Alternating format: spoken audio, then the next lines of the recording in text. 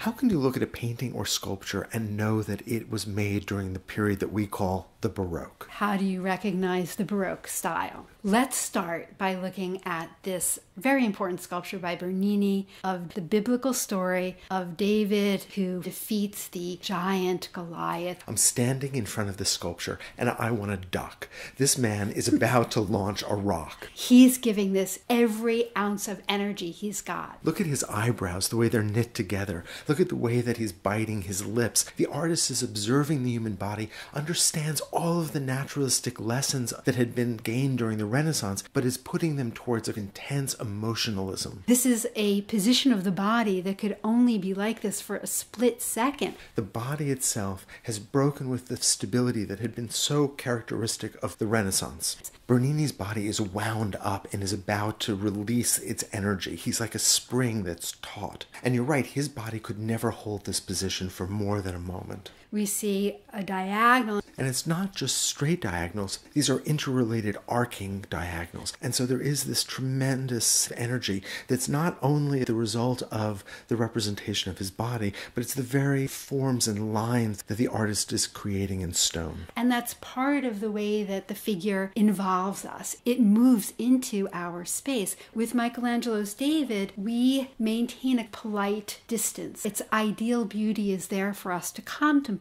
But Baroque art does something different. Instead of appealing to our minds, it appeals to our bodies. It appeals to our emotions. Michelangelo's David looks like a god. Well, Michelangelo is largely unwilling to sacrifice the pure linear qualities of his figure. Notice the way in which the line of his body is almost unobstructed, whereas Bernini is absolutely willing to cross his body with his arms, with all of those diagonals that energize, but also move away from that notion of the ideal. There's another important aspect that the complexity of Bernini's composition enables, and that is a greater set of contrast between light and dark. Michelangelo's David, because he is so planar, the marble is all available to the light, and so you don't get deep shadow. With Bernini, because the form is crossing itself, you get these contrasts between highlights and shadows that further activate the sculpture. So how do we see this in painting? One of the great examples is to look at the Italian Baroque painter Caravaggio. This is an amazing painting and incredibly powerful, very much like Bernini's David. We're confronted with something very close to us. Here is St. Peter, who asked to be crucified upside down because he said he wasn't worthy to die the way that Christ had died. So here we see Peter nailed to the cross. The bottom of the cross almost feels like it's so close that we could touch it. So the same way that Bernini's David moved into our space, Caravaggio is using foreshortening. But it also creates an incredible sense of instability. Look at the way that that cross is just being raised up, and we're not sure that the massiveness of Peter and of the lumber is too heavy, whether or not he may fall with a giant thud, that everything feels contingent and in motion. And here we have the diagonal of the cross, but also another diagonal formed by the back of the figure who's helping to raise the cross and the figure underneath who's raising it with his back. And so we have crisscrossing diagonals, which is also a very common feature of Baroque art. It's interesting to compare this to the Bernini sculpture because Bernini was working in the round. Here, the artist is creating an illusion of form, of mass. And one of the ways he's able to do that is to create these sharp contrasts between light and shadow, which, just like the Bernini sculpture, is creating a sense of vividness and energy. So we've got this dark background and these brilliantly highlighted figures, creating this sense of veracity that we could reach out and touch them. The whole thing about Renaissance painting was there was an illusion of space, there was architecture, there was landscape behind the figures. But here Caravaggio gives us darkness and everything is pushed to the foreground. So it's emotional, it's intimate, it feels real, it feels immediate. And it gets to us in our bodies. Look at how close Peter's feet are, and we can see the nails that have been driven through his feet. We can see the nails in his hand. There's an interest in making us emotionally involved even in the violence here. I'm interested in the way that the center of gravity has been shifted and is being raised up so that there is this instability. A way to drive this point home is just to compare this to a painting by Raphael from the High Renaissance, where we have an emphasis on stability and balance. The figures in this painting by Raphael are in the shape of a pyramid, which is the most stable of forms.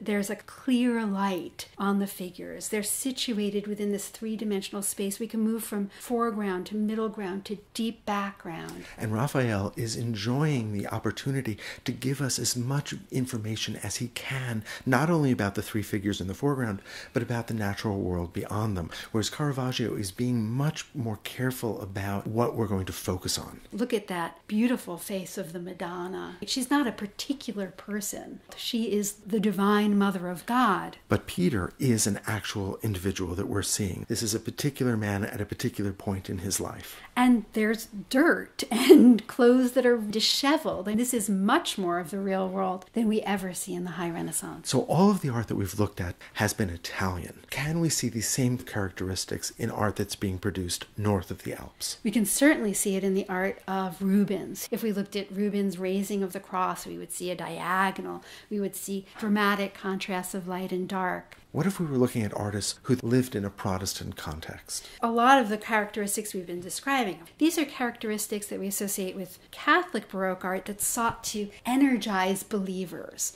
In Holland, we're looking at paintings that are very different than the altarpieces from Catholic Europe, and that's because we're in a Protestant country where artists are no longer commissioned to paint altarpieces for the church. So let's take something that seems like the opposite of the Baroque art we've been talking about. Let's take Vermeer's Woman with a Water Pitcher. Instead of seeing a biblical scene, we're seeing a common domestic scene, a wealthy woman in her home in the north of Europe. So what makes this Baroque? Everything in this painting is quiet. The light has a subtlety to it that is very different from the drama and violence of the light that we saw in Caravaggio. Instead, the artist seems to be in love with the very subtle modulation of light, the very subtle gradations of tone.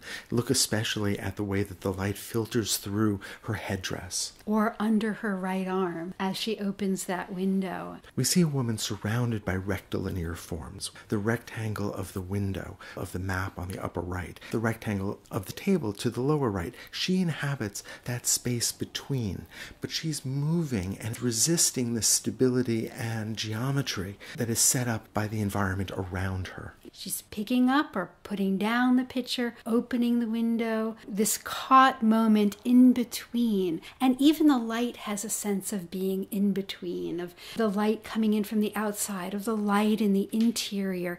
And that interest in light is key to Baroque art, whether it's Caravaggio's drama or the subtlety of light in Vermeer. This is a painting that is about subtle transition, and whether or not it's the subtle transition of the light or the subtle transition of her attention from the basin and pitcher to the window. We are close to her. We feel as though we could reach out and feel that rug that covers the table. So that closeness that we saw in Caravaggio and Bernini is still here. Let's move through all of these different types of paintings. How do we recognize the Baroque in 17th century Dutch landscape? Here's Ruysdael's beautiful painting of the bleaching grounds. But notice it's not an ideal landscape. This is the landscape of Ruysdael's hometown of Haarlem. We call this a landscape, but this is really about those clouds. And look at those huge, voluminous forms that are moving across that sky. I can see them forming and unforming before my very eyes. This is still about transition.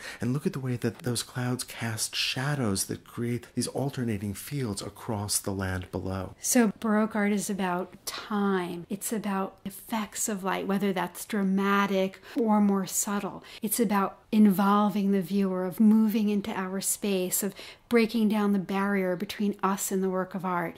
It's about the use of the diagonal, of a sense of energy and drama, sometimes subtle drama, but still drama. And for me, it's always about a sense of direct relationship with the subject.